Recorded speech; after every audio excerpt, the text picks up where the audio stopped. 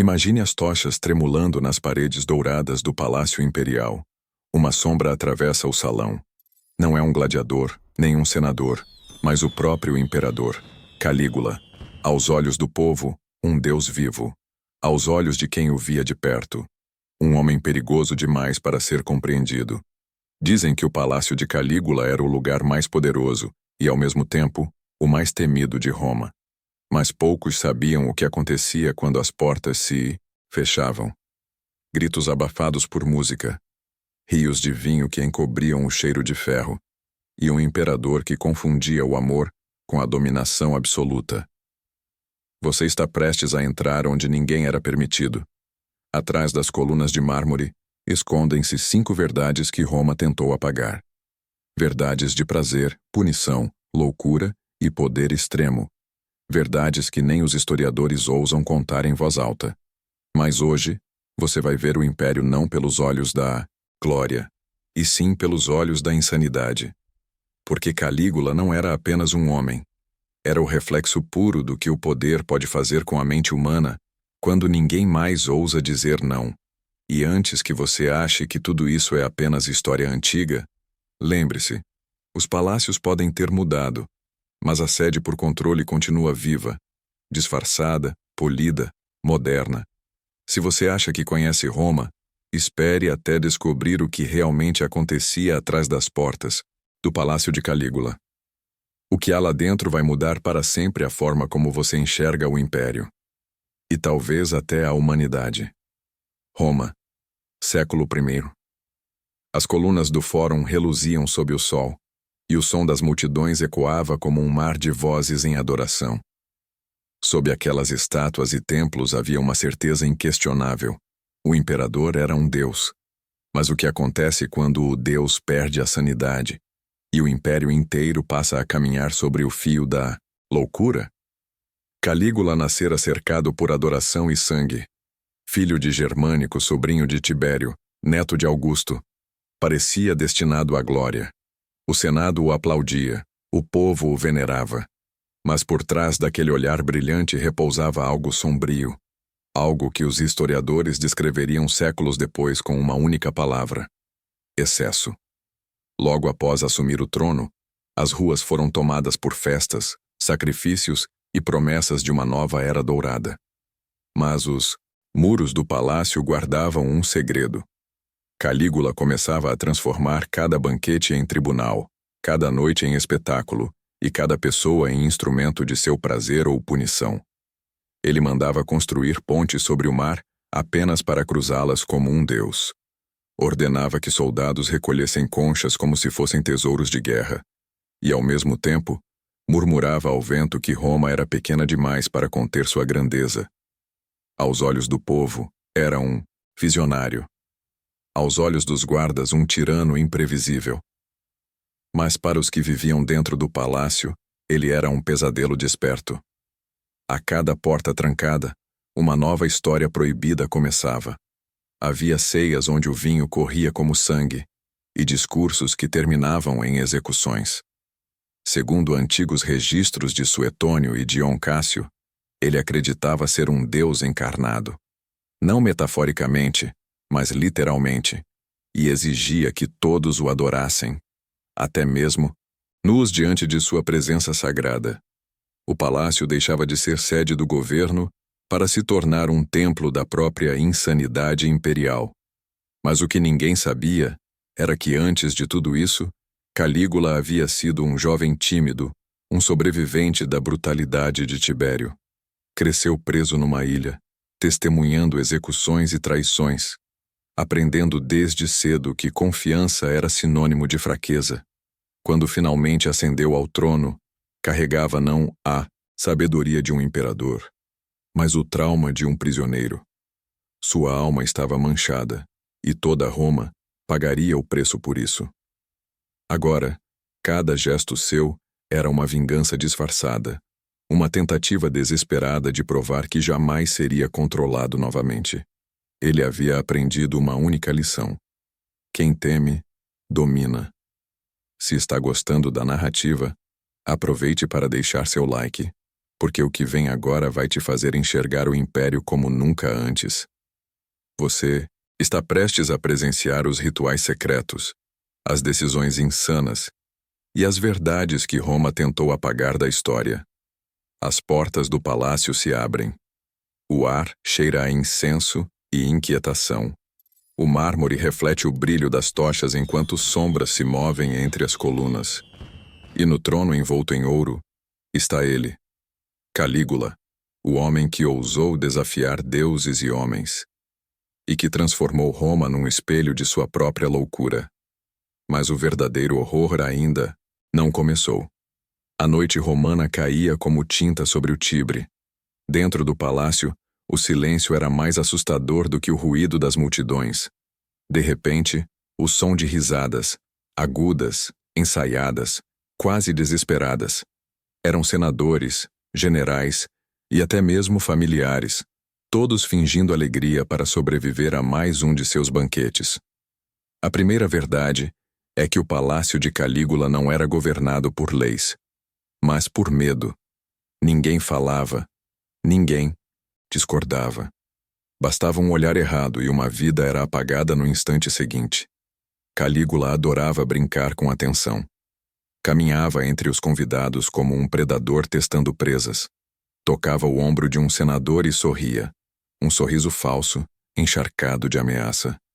Hoje, dizia ele, Roma será testemunha da minha generosidade.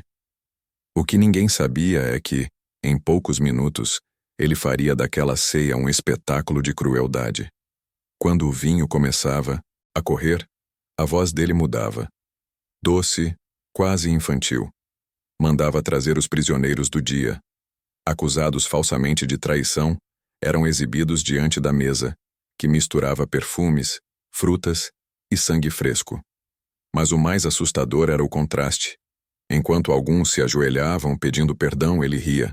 Dizia que os perdoaria e os beijava na testa antes de ordenar a execução. Essa era a sua graça divina, o prazer em decidir quem vivia e quem morria, como se fosse um deus entediado com seus brinquedos.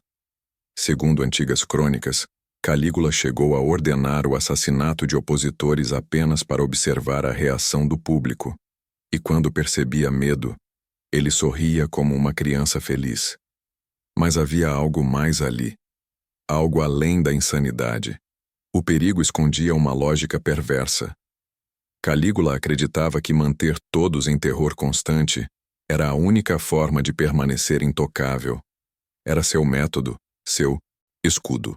O medo é o alimento dos deuses, dizia ele. E assim, Roma inteira se ajoelhou diante de um homem que confundia obediência com adoração. Porém, há uma segunda verdade, ainda mais perturbadora, sussurrada nos corredores do tempo. Calígula não queria apenas poder político. Ele queria ser imortal. Mandou erigir templos dedicados a si mesmo. Proibia imagens que o mostrassem em fraqueza. Ordenava que seus seguidores o adorassem como Júpiter. E, segundo fontes da época, chegou a exigir que seus próprios deuses o servissem. Sim, ele construiu altares onde o nome de Calígula aparecia acima do de qualquer divindade romana. Os sacerdotes o temiam, mas cumpriam as ordens. E o povo o chamava de Dominus et Deus. Que outro ser humano havia ousado tanto? Nesse ponto, o império começava a apodrecer por dentro. A religião se tornava teatro, e o palácio, um labirinto de blasfêmias. Mas o que ninguém sabia era que nas madrugadas, Calígula caminhava sozinho pelos corredores, falando consigo mesmo em voz baixa. Historiadores dizem que conversava com a lua, acreditando que ela era sua amante divina. Em algumas noites, ordenava que guardas chamassem os astros para o palácio. Em outras, apenas ria para o vazio. E então surge a terceira verdade, a mais triste de todas. Por trás do tirano, havia um homem devorado pela própria solidão. Traído desde jovem, cercado por bajuladores, Calígula se tornou prisioneiro do próprio poder. Ninguém o amava de verdade, apenas o temiam. E quanto mais o medo crescia, mais ele desejava provar que ainda era humano. Por isso organizava orgias, banquetes e absurdos. Por isso humilhava e recompensava no mesmo instante, para sentir algo, qualquer coisa, mesmo que fosse dor. A essa altura, Roma já não respirava, sufocava sob o peso de seu Deus vivo. As estátuas o representavam sorrindo, mas por trás daquele sorriso havia um olhar vazio. Era o mesmo olhar que precede a destruição. Mas o destino de Calígula estava selado, e o império começava a conspirar. Soldados sussurravam nas sombras. Escravos se entreolhavam nos corredores. E entre taças de ouro e cadáveres silenciosos, um presságio pairava sobre o trono. O fim estava mais próximo do que ele imaginava. A quarta verdade começa numa manhã fria e silenciosa. O céu sobre Roma parecia pesado, como se até os deuses observassem em silêncio. Dentro do palácio, Calígula havia mandado erguer um trono feito inteiramente de ouro e pedras preciosas, onde se sentava para se autoproclamar Senhor do mundo. Dominus Omnium, o Senhor de tudo. Mandava que artistas esculpissem sua imagem ao lado de deuses como Marte e Apolo, e exigia que todos o adorassem da mesma forma. Ele queria fundir o humano e o divino, apagar a linha entre imperador e imortal. Mas esse desejo o fez ultrapassar um limite que nem Roma podia tolerar. Calígula mandou colocar sua própria estátua no Templo de Jerusalém, exigindo que fosse adorada como um deus. O império parou. Povos inteiros se revoltaram. Mesmo entre seus generais, o medo começou a dar lugar ao ódio. Ele havia profanado o que era sagrado, afrontado o que até os deuses temiam tocar: a fé dos homens. De repente, seu brilho começou a se transformar em sombra. Os sussurros se espalhavam nas esquinas do Senado, nas barracas dos mercadores, nos corredores do palácio. Roma começava a desejar o impossível: a morte de seu próprio imperador. Mas Calígula, cego por sua própria glória, não via. Pelo contrário, aumentava o ritmo de sua loucura. Passou a testar a lealdade de quem o servia em jogos cruéis.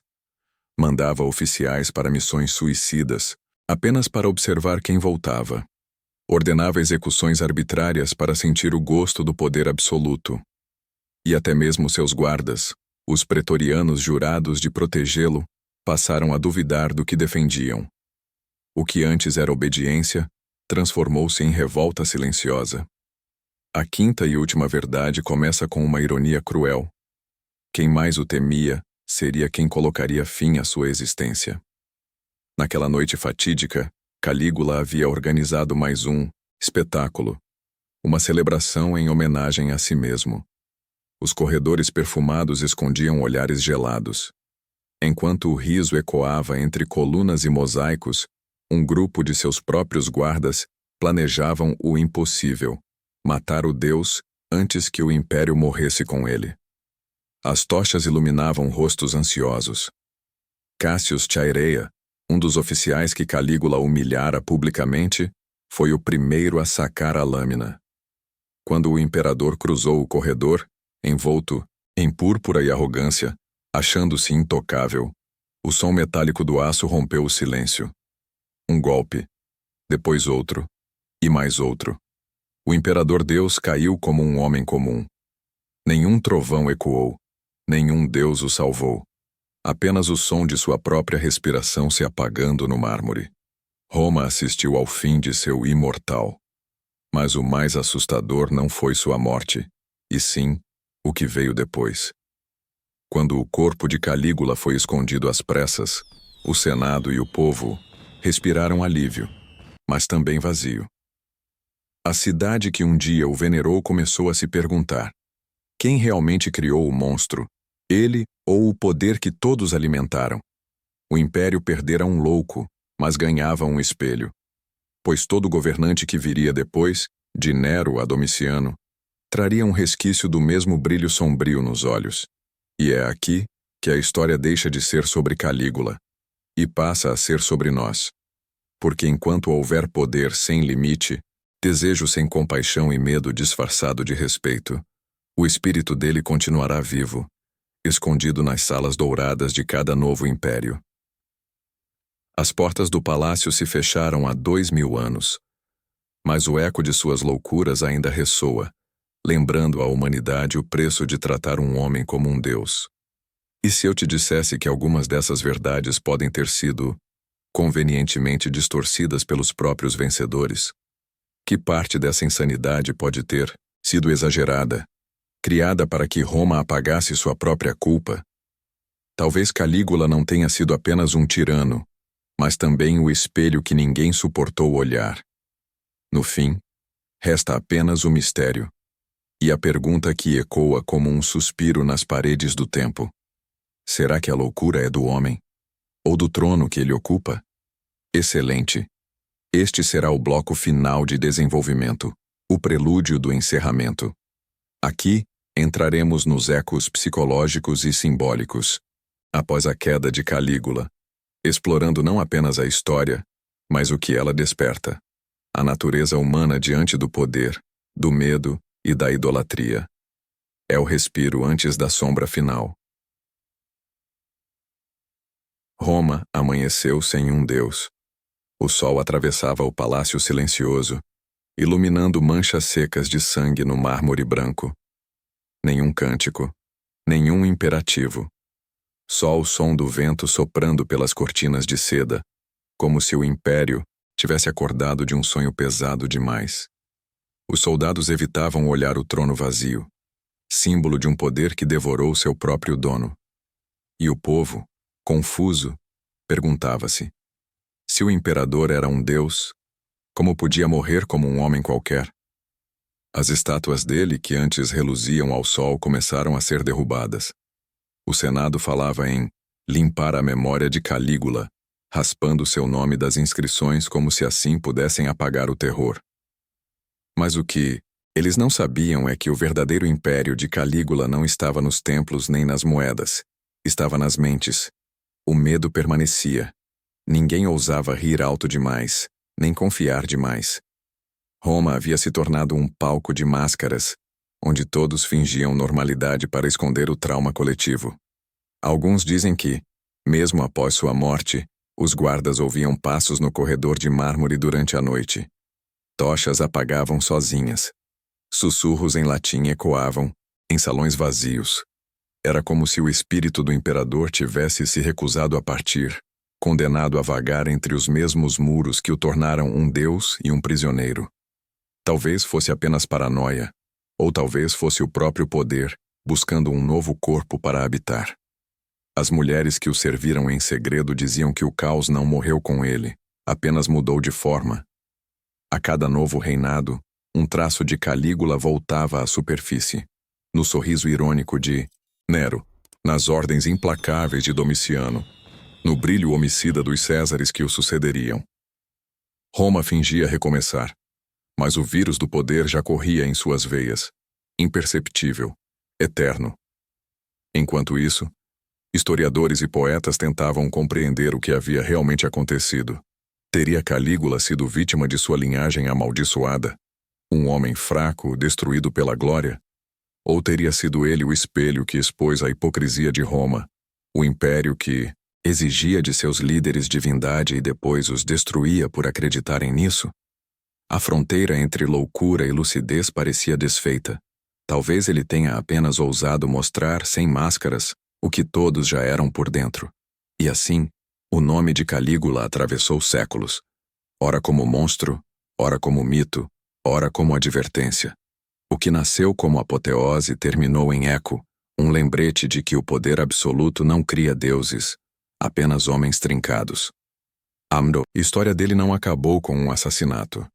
Acabou com um silêncio espesso, desconfortável, que ainda hoje paira sobre qualquer trono, qualquer sala de comando, qualquer lugar onde um homem acredite ser mais do que humano. As portas do palácio estão trancadas. O ouro continua brilhando, mas o vazio que ele cobre é insondável. Lá fora, o povo comemora o fim da tirania, mas dentro daquele mármore frio, o poder ainda respira. Ele sempre respira. Talvez esteja apenas esperando o próximo homem a acreditar que o mundo cabe entre suas mãos. Calígula morreu. Mas o seu reflexo sobrevive em cada época, em cada líder intoxicado pelo próprio ego, em cada sociedade disposta a ajoelhar diante do espetáculo. O palácio muda de forma. Hoje tem luzes de neon, palcos, câmeras, arranha-céus, mas o ritual é o mesmo: veneração, medo e a queda inevitável. E no fim, todas as civilizações carregam um pouco de Calígula dentro delas. Porque nada assombra tanto a humanidade quanto o desejo de se sentir um deus, mesmo sabendo que, cedo ou tarde, o trono cobra o preço. As luzes se apagam. O eco de passos se afasta.